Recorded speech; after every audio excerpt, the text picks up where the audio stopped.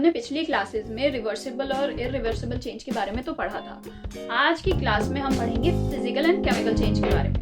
अगर हम किसी भी पेपर को फाड़ते हैं तो ये हो गया फिजिकल चेंज, क्योंकि उसकी बॉडी और अपीयरेंस ये सारी चीज़ें चेंज नहीं हुई हैं, वो रहा पीस ऑफ पेपर ही है। पर अगर हम इसे जला देते हैं तो वो राख बन जाएगा, ऐश बन जाएगा, और इसे कहते हैं हम केमिकल चेंज, क्योंकि वो पेपर की जगह अब राख हो चुका है।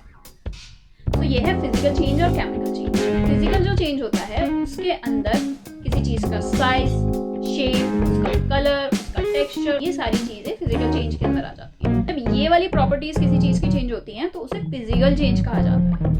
और फिजिकल चेंज नॉर्मली जो होता है वो रिवर्सिबल ही होता है। जैसे अगर आपने आटा बना लिया है और उसे बेल दिया है और फिर से उसे आप आटा बना सकते हो, तो ये तो फिजिकल चेंज हो गया कि आपने आटे की शेप वगैरह चेंज कर ली। पर अगर हम उसे आटे को गैस पे सेक देते हैं तो वो हो जाता है केमिकल चेंज। केमिकल चेंज क्या होता है? जब उसकी पूरी की पूरी प्रकृति, पूरी की पूरी स्टेट ही चेंज हो जाती है, उसे केमिकल चेंज कहते हैं। कोई लोहा होता है, आयरन होता है, उसे अगर हम बाहर छोड़ दें तो उसमें जंग लग जाता है, रस्टिंग हो जाती है, जिसे कहते हैं आयरन रस्टिंग। अगर हमारे कोई गेट लोहे के बने हुए होते हैं या कार्स होती हैं पुरानी, तो उसमें जंग लगने का डर रहता है। या पार्क में बेंचेस रखी होती हैं, उनमें भी जंग लग जाता है अगर बहुत लंबे समय तक उनकी सफाई ना की जाए तो। और अगर आपके घर में आयरन का तवा होता है, लोहे का तवा होता है, अगर उसे टच ना किया जाए बहुत लंबे टाइम तक तो उसमें भी रस्टिंग हो जाती है, उससे भी जंग लग जाता है। इससे जो थोड़े से केमिकल हम चेंज देख लेते हैं कि किस तरीके से होते हैं। सबसे पहले होता है, अगर हम मैग्नीशियम के रिबन को जलाते हैं तो वो बहुत ब्राइट लाइट देके उनके साथ जलता है। इसके अंदर केमिकल चेंज हो रहा होता है। आपको पीछे रिएक्शन दिख रही होगी, इस रिएक्शन के साथ केमिकल चेंज होता है। रिएक्शन में जब हम जलाते हैं तो मैग्नीशियम ऑक्सीजन के साथ मिल जाता है। जब हम आग जलाते हैं तो वो हमेशा ऑक्सीजन की प्रेजेंस में होती है, तो इस वजह से मैग्नीशियम ऑक्सीजन के साथ मिला और मैग्नीशियम ऑक्साइड बन गया। तो इस तरीके से वो जो हमें बाद में ऐश मिलती है नीचे, वो होती है मैग्नीशियम ऑक्साइड। और अगर उस ऐश को उठा के, उस राख को उठा के हम पानी में मिला देते हैं तो एक अलग ही सब्सटेंस बन जाता है, हम कहते हैं मैग्नीशियम हाइड्रोक्साइड। इसका भी फॉर्मूला आप पीछे देख सकते हैं। ये होता है केमिकल फॉर्मूलाज। अगर किसी भी चीज़ में केमिकल चेंज हो रहा है, किसी भी सब्सटेंस में केमिकल चेंज हो रहा है, तो उसका हमेशा एक केमिकल फॉर्मूला होता है। केमिकल फॉर्मूले को बैलेंस करना भी होता है। बहुत सारी चीज़ें होती हैं जो आप आगे की क्लासेस में पढ़ोगे। अभी आप सीधा सीधा समझ लीजिए, अगर हम मैग्नीशियम ऑक्साइड को पानी से मिलाते हैं जिसका फॉर्मूला H2O, तो हमारे पास बनता है मैग्नीशियम हाइड्रोक्साइड। तो ये होते हैं केमिकल चेंज। इन्हें हम दोबारा से मैग्नीशियम में नहीं बना सकते। अगर हम इस पे लिटमस पेपर टेस्ट करें, हमने पिछली क्लासेस में पढ़ा था कि लिटमस पेपर टेस्ट क्या होता है। लिटमस पेपर को अगर हम किसी सॉल्यूशन में डालें तो वो रेड हो जाता है और ब्लू हो जाता है। अगर रेड होता है तो वो सॉल्यूशन एसिडिक होता है, अगर ब्लू होता है तो वो सॉल्यूशन बेसिक होता है। तो अगर हम इसे लिटमस पेपर को इसके अंदर डालें तो ये एक बेसिक सॉल्यूशन है, मैग्नीशियम हाइड्रोक्साइड।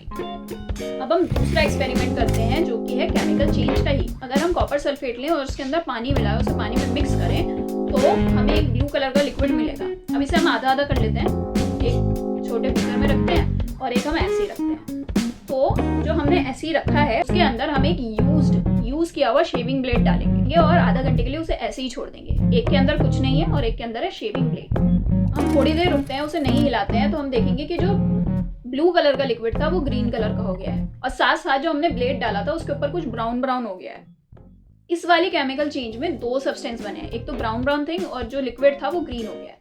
कॉपर सल्फेट का जो ब्लू सॉल्यूशन था उसे हम आयरन से मिलाते हैं तो हमें एक नया सब्सटेंस मिलता है जो कि है आयरन सल्फेट सॉल्यूशन, जो कि ग्रीन कलर का होता है। और जो हमारे ब्लेड पे मिला है वो होता है कॉपर सल्फेट का सॉल्यूशन बनाया था, उसमें से कॉपर तो जाके आयरन पे चिपक गया और बचा हमारे पास आयरन सल्फेट सॉल्यूशन। तो इस तरीके से ये होता है केमिकल चेंज।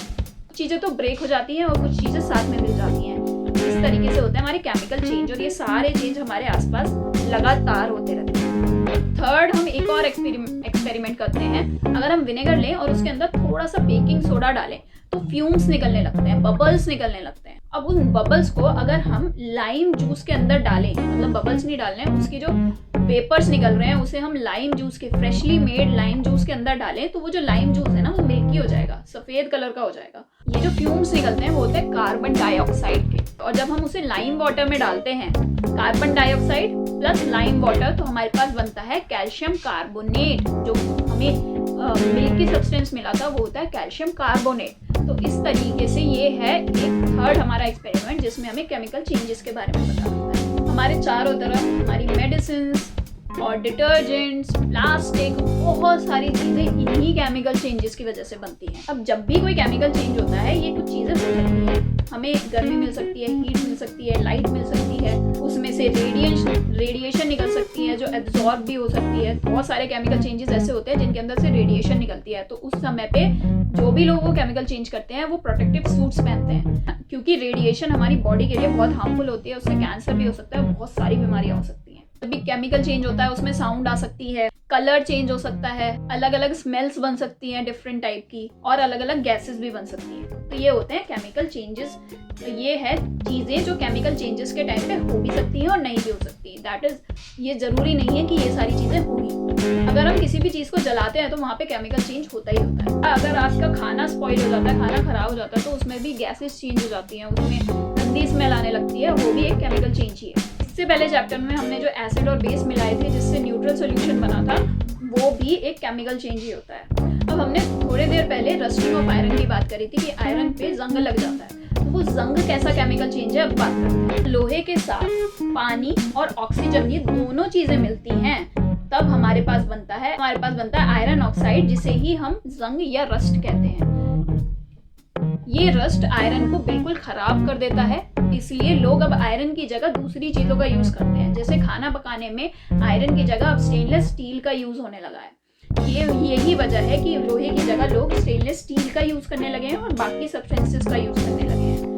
पर आयरन को रस्टिंग से बचाने के लिए बहुत सारी चीज़ें हैं। आयरन को लगातार पेंट करना होता है, अगर हम पेंटिंग नहीं करते हैं तो वो जंग लग जाता है। जैसे गेट्स पे लगातार पेंट करना, बेंचेस पे पार्क की लगातार पेंट करना बहुत ज़्यादा ज़रूरी है। एक सर्टेन अमाउंट ऑफ टाइम के बाद अगर वो पेंट हटता है तो ऑक्सीजन जो कि एनवायरनमेंट में रहती है और वेपर जो मॉइस्चर होता है एनवायरनमेंट में, उसमें पानी भी होता है, तो ये दोनों साथ में मिलके आयरन की रस्टिंग कर देते हैं और आयरन बिल्कुल ख़राब हो जाता है। जो शिप्स होती हैं हमारी वो पानी में चलती हैं, वो भी आयरन से ही बनती हैं, और शिप्स सबसे ज़्यादा ख़राब होती हैं क्योंकि उन पे लगातार पानी पड़ता है, जिसकी वजह से शिप्स ख़राब होती रहती हैं और इससे बहुत ज़्यादा पैसों का नुकसान होता है, क्योंकि हर थोड़े थोड़े समय बाद शिप का कोई ना कोई एक पार्ट बिल्कुल रस्टेड हो जाता है और उसे बिल्कुल चेंज कराना पड़ता है।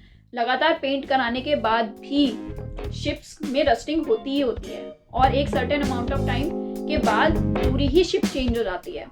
इस चीज़ से बचाने के लिए गैल्वेनाइजेशन होता है, जिसमें जो लोहा होता है, जो आयरन होता है, उसके ऊपर एक जिंक की कोटिंग करते हैं जिससे वो रस्टिंग ना हो, जिसे गैल्वेनाइजेशन कहते हैं। जो हमारे घरों में आयरन के पाइप्स होते हैं वो गैल्वेनाइजेशन से ही बनते हैं, जिसकी वजह से वो रस्टिंग जल्दी से उनके अंदर नहीं होती है। स्टेनलेस स्टील में होता है वो भी आयरन से ही बनता है, क्रोमियम, निकल, बहुत सारी चीज़ें मिला के स्टेनलेस स्टील बनता है जिसके ऊपर जंग नहीं लगता। अब हम एक और एक्सपेरिमेंट करेंगे जिसके अंदर क्रिस्टल्स बनते हैं, पर ये एक फिजिकल चेंज होता है क्योंकि क्रिस्टल को हम नॉर्मल बाद में अपनी फॉर्म में बना सकते हैं। प्योर सब्सटेंस को हम क्रिस्टल बना सकते हैं जिसे क्रिस्टलाइजेशन कहते हैं। अगर हम एक बीकर लें और उसके अंदर डाइल्यूटेड सल्फ्यूरिक एसिड डालें और उसे हल्का हल्का गर्म करें, जब सल्फ्यूरिक एसिड के अंदर थोड़ा सा उबाल आ जाता है, वो बॉईल हो जाता है, तो उसके अंदर हमें धीरे धीरे कॉपर सल्फेट का पाउडर डालना है और उसे स्टर करना है। पाउडर डालना है और स्टर करना है, तब तक डालना है जब तक हम उसके अंदर और पाउडर ना डाल सकें। उसके बाद उसे फिल्टर करना है और ठंडा होने देना है, उसे टच नहीं करना है। जब हम उसे देखेंगे तो उसके अंदर कॉपर सल्फेट के क्रिस्टल हमें मिलेंगे। यह है फिजिकल चेंज, क्योंकि रहा वो कॉपर सल्फेट ही, वो नया सब्सटेंस नहीं बना, पर वो क्रिस्टलाइजेशन हो गया, उसका पाउडर से वो क्रिस्टल बन गया। तो ये था हमारा chapter physical change and chemical change. अगर आपके पास कोई भी क्वेश्चन है तो आप कमेंट बॉक्स में मुझसे पूछ सकते हैं आराम से, मैं उसका आंसर दूंगी कमेंट सेक्शन के अंदर ही, या फिर अगर एक सेपरेट वीडियो उसकी बनानी पड़ती है तो मैं वो शॉर्ट्स के अंदर आपके डाल दूंगी। इस चैप्टर के क्वेश्चन आंसर्स मैं अगली वीडियो में डालूंगी। प्लीज सब्सक्राइब द चैनल अगर आपको क्वेश्चन आंसर्स भी करने हैं, जो कि बिल्कुल डिटेल्ड और एक्सप्लेन्ड वीडियो होगी। और अगर आपको खुद से आंसर्स लिखने हैं तो वो भी आप इसके बाद लिख सकते हैं, क्योंकि आपको कॉन्सेप्ट समझ में आ गया है। रट्टा मारने की बिल्कुल जरूरत नहीं है, आप कॉन्सेप्ट समझिए, चीज़ों को समझिए कि एक्चुअल में हम पढ़ क्या रहे हैं, तभी पढ़ने का भी फायदा है, वरना पढ़ने का भी कोई फायदा नहीं है। तो thank you everyone for watching, bye bye.